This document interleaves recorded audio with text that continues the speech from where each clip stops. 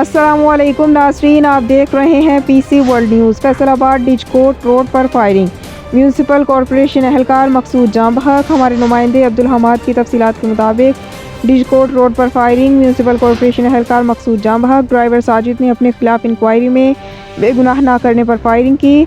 मुलजिम driver firing के बाद फरार। मकसूद की लाश सिविल अस्पताल मुंतकिल। फायरिंग करने वाला मुलजिम साथी समेत मोटरसाइकिल पर फरार।